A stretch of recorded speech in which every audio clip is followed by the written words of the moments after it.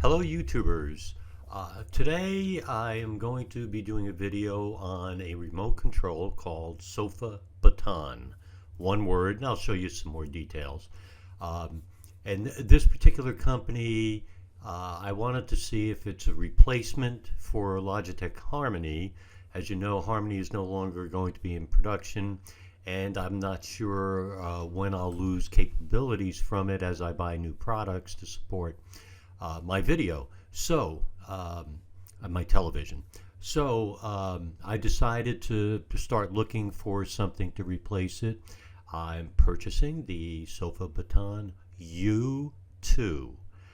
So we'll see what you think.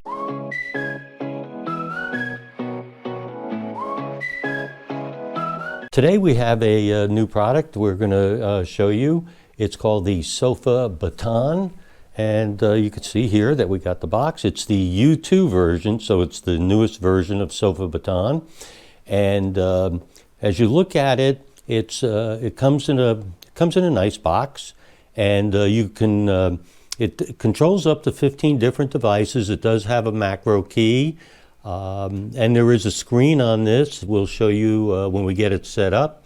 And there are mobile apps for it, and you could download it either through the Apple Store or Google Play. Okay, here we go now. We're just going to go ahead and unbox our Sofabaton 2, and it's nice and tight, which is great. It seems to be packed well. Here's our good old getting started guide on the top, and just a little bit more information. And there is the remote right there that you could see. We'll take it out for you. And there you go. That will be the finger baton we're going to set up. And it comes with 2 AA batteries. Now what's really neat is that is it. You've just seen the entire unboxing. But for your benefit, let us also show you the what it's going to replace and what it will replace for today. And when I say today, as I'm using this right now, is our Logitech Harmony that requires a hub. And here's the old Logitech remote. So there are the 3 remotes that we had. I'm sorry, the 2. These are both Logitech remotes. And this one is the new Sofabaton.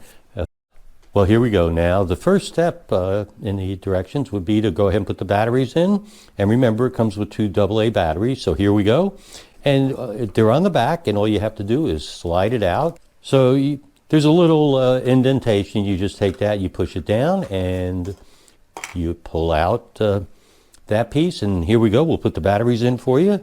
There you go. So it is in. We'll put the cover back on before we go to step 2, which is going to be to get the app. And we're about to go ahead and do that. And you heard it click, and it's in.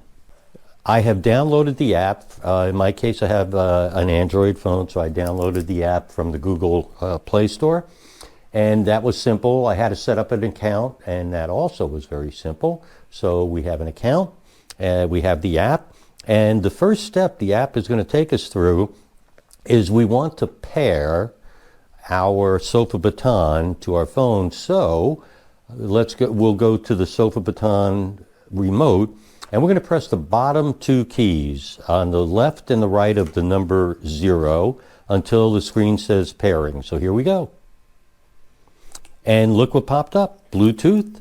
And so we're going to go ahead and we're going to connect. And we did. Let's see what happens. There is a software update, as there always is. So we're going to go ahead and tap update on the phone. So we'll do our update. So the update completed in probably about 3 minutes. It was a firmware update. And now we'll confirm that that's done. And our next step says, please connect the remote that you want to use. And there's a Bluetooth insignia. So we are going to go ahead and connect because it's showing the correct remote. And as you could see, it keeps showing you what you're going to do. So this is kind of nice. So we're going to add this remote. Now we're going to move over by the television. So I'm going to go ahead and move the camera to a tripod so you can watch us set this up. All right, you can see in front of you, there's the TV. Down there is the receiver and the streaming box. So there's the items that we're going to want to work on first. Here's what the page looks like. And we're going to go ahead and begin. And we'll show you the remote and what we're doing as we set this up. So the first thing it's asking us is for the manufacturer of the device. And in our case, it's a Samsung TV. And as you can see, I have an icon of a TV, which is what we're going to set up. So I did pick that icon, and I'm going to click that. Now it says, Bluetooth can only pair with one device at a time. The remote will disconnect with your phone if you continue the next step. Okay, so in this step, we're supposed to again press the two bottom keys opposite of the 0. Here we go. And we're going to see if it says pairing. Okay, here we go. So we're going to see if this just paired to the TV. We might have to start all over, but let's see what we got here. We were taking a little bit of a pause and going backwards. It turned out that it was not as easy as we thought when we were programming the devices in. We had trouble with them. There was trouble finding the right device. It would say this is the right device, but then it wasn't. So we had to do some learning. So we're going to go, what we did is we took off the TV.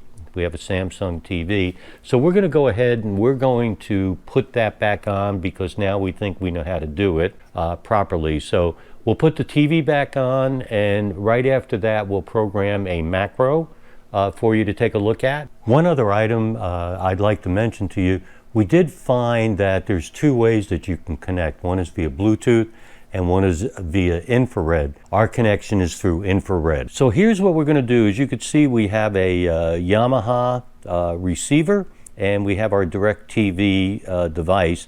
Though the DirecTV on here shows as AT&T, but it turns out that this is what works it.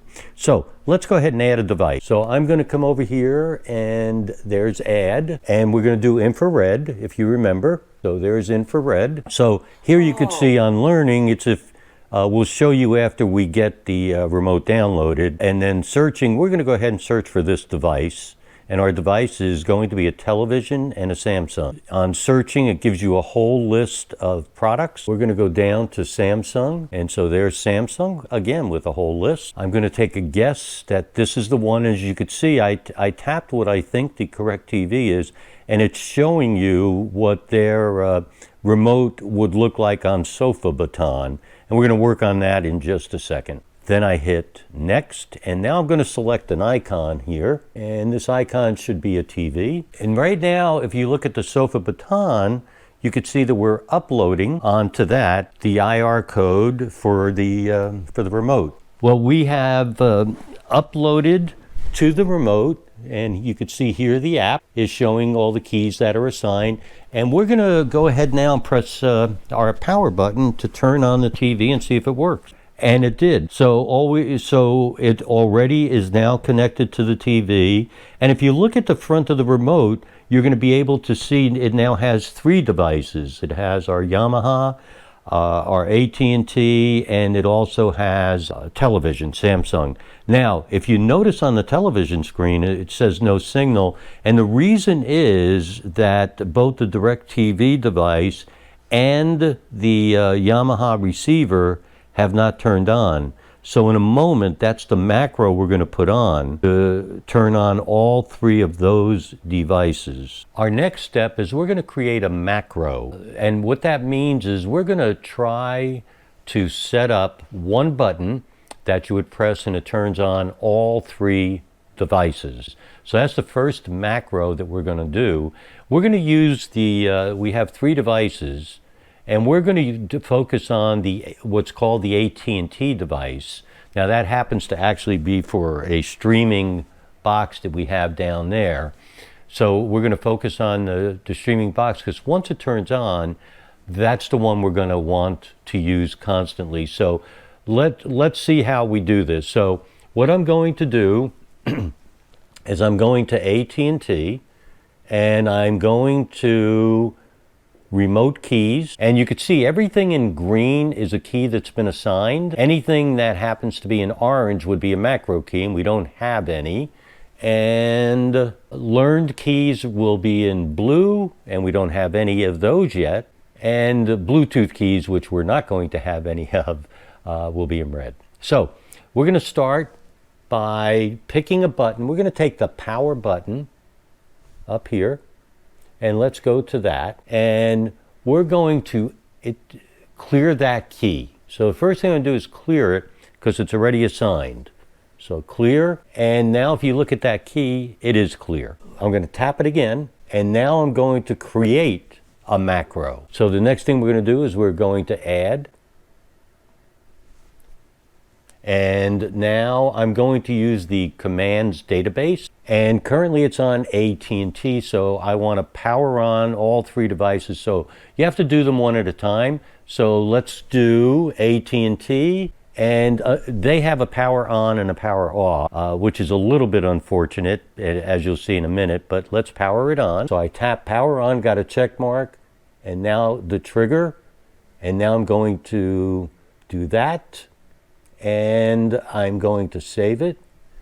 And so I'm now going to go back, and if we look at our remote keys now, you see that the power key now is orange.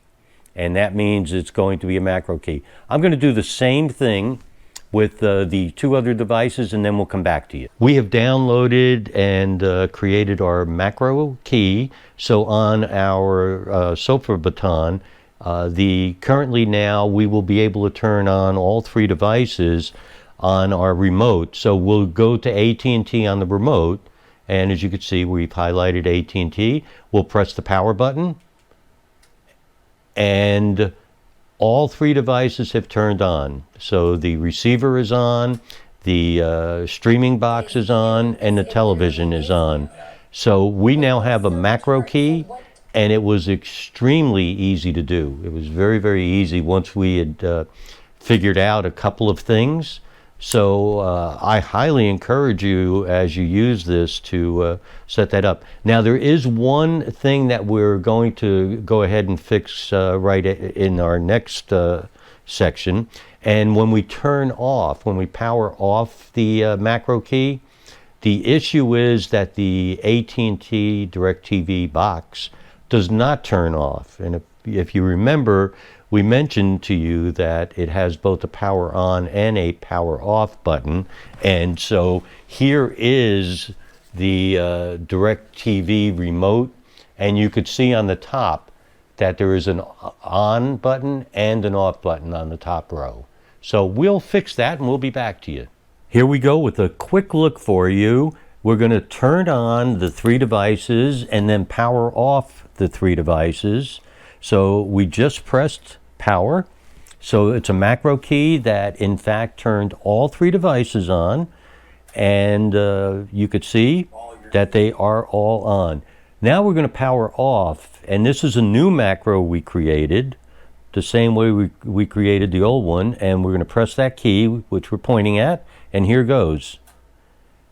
And it turned off all three devices. So we can now power on and off all of our devices without having to switch back and forth.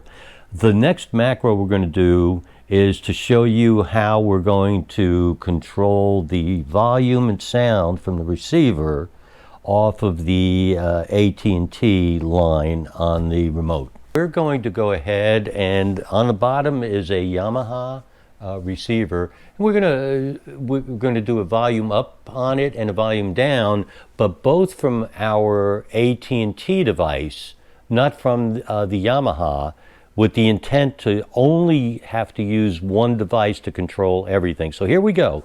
So the first thing we're going to do is I'm going to tap on AT&T, and I'm going to then go to remote keys. And as you could see, the volume down is unaccounted for. It's blank. So I'm going to press volume down. And now I'm going to reassign a remote key. And here's what we're going to do on that. I'm going to do volume down on that one. Here I go. I have to go up to Yamaha. And now I'm going to go to volume down and trigger it and save it.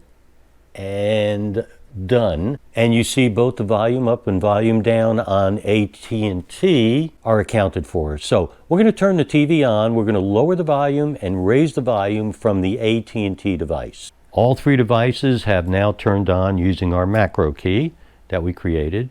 Now we're going to now we've unmuted it, so here we go. And if you look at the TV on the bottom right, as you're looking at it down here, we're going to go ahead and, as you could see, we are lowering the volume. You could see the -28. The higher the number, the lower the volume.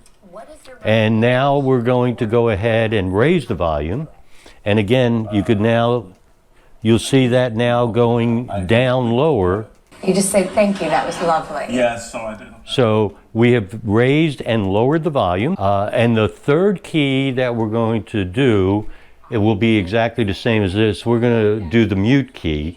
And then everything we really need for the time being will all be under AT&T. Now that I have everything about set up the way I want, almost, let me show you where we are. And the Sofabaton app, when you open it up, looks like this. There's a circular area right there. And what that is just spinning. It wants to connect to the app. You take the Sofabaton and you take the two keys, the E and the dash on the bottom. You go like that. After doing that, I now had something that said that it's connected, and I tap that for connect. You could see what I have here. So it shows my devices, and I have my TV, my receiver, DirecTV, and DTV. So why do I have those? If you see that right there, I actually am not showing the one that says DirecTV. I'll explain that as we go on. So there they all are. So there's the TV, of course. We'll go down here, though you can't see it because it's too dark. Right there in the middle shelf is the DirecTV. And on the very bottom, there's a red light. And that happens to be my receiver. That's step one. So I have set up a macro key, which I think I showed everybody. So I just tapped on all my keys, and sure enough, here we go. And it's showing a couple of macro keys. So it's showing one right there, because it's got an orange circle around it, and one here, an elliptical. I did some other things here. Remember the DirecTV that I did not show? So when you look at my remote, top here, the screen, you see DTV, Yamaha, and Samsung. You don't see the other DirecTV, and it's because I don't need it. The reason I have it on there is it has on its remote, it had, believe it or not, a record and play and pause that for some reason the other remote didn't. The one I'm using here was not correct. So let's go. I have it set. I'm going to set it on my DirecTV here, and there it is. And I'm going to press the power button, and the receiver's on, DirecTV's on, and of course you could already see the television set is on, and it starts right up. And let me mute this for you. The first thing, and I don't know if it's because I used the Sofabaton or what the issue is, but if you look in the upper right of the TV, you could see that it asks me which remote do I want to use to control the TV. I actually haven't figured out that yet in any of the settings. I'm almost thinking it has something to do with the fact I'm using the Sofabaton, but I'm actually not sure. Now, I was able, the DirecTV has a button for apps, which I could not find on any of the other items that they had in their library. So I did finally find one, which is, again, the one that I'm hiding. And so if I click down here, and there you go, it takes me to all my apps that I have, at least on my DirecTV. And everything else kind of moves around. one thing, and I'll mention it again in the summary, is I really wish there were backlit keys. Everything else works good. I'm able to do almost everything that I want. I'm probably going to do a few more macro keys because, quite frankly, it's so easy to do to set up macro keys. Well, hello, and here I am to summarize the Sofabaton U2. Where I ended up with it is it took me quite a while to get everything set up, and I don't think it was all my fault, though. In fairness, I think all of you who at least follow me know I try to do these as if I'm just a person that doesn't really know too much.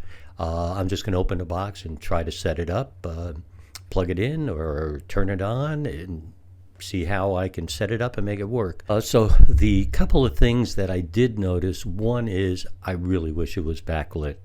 I mean, you can't see a thing on these on the remote except for the little screen up on the top. You can't see anything on it, so it's not backlit. Two is the remote itself is long. I mean, this is a Roku or Amazon Fire remote, and the Sofabaton is much longer and a bit wider. It's easy to hold. I wish I would have brought it up for this. It's easy to hold, and but it goes down so far. One of my keys that I need and require for the apps on my TV is all the way in the bottom right here. The rest of the main keys are up here, and as a result, it's just cumbersome. My opinion, for me, maybe not for you guys, is nowadays you don't really need numbers too much. I mean, frankly, I have DirecTV Stream, and it's both either in numbers or alphabetical. I use alphabetical. I have not in 7 weeks ever used the number pad on the Sofabaton. I would tell you that it's a little bit too long, and hopefully over time, or maybe they'll come out with another model, and that other model will do away with those particular keys. Their library leaves a lot to be desired, again, for me. But DirecTV Stream, a very specific model number, their library had that model number under AT&T, as well as under DirecTV Stream, as well as, I think, one DVR, and I think it was a DVR.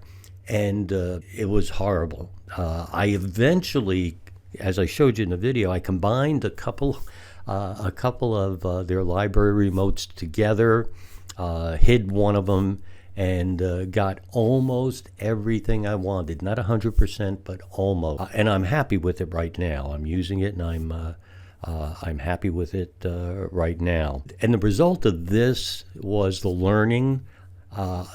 On my Yamaha receiver, it learned perfectly from the Yamaha remote to the Sofabaton because it was the right one out of their library that matched perfectly my receiver. The DirecTV, I have not learned one key in those 7 weeks, no matter what I did. I've never learned a key because it's not the right remote out of the library, I'm sure. I contacted DirecTV 3 times for sure.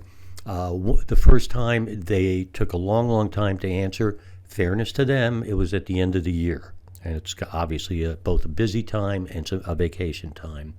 The second time they got back to me and said, try this. I tried it, and it's the one that helped, and gave me a few more keys on a different remote, and that's where I combined the two on my Sofabaton. The third time they said, look, or the third time they gave me another choice in their library. That didn't work. The fourth time they said, look, we've gotten with you 3 times. We've gave you some solutions. If they didn't work, we think you ought to try Bluetooth and see what you could do. And maybe they're right. I have not tried Bluetooth yet with it, so I'll give it a try because I didn't quite understand how to do it.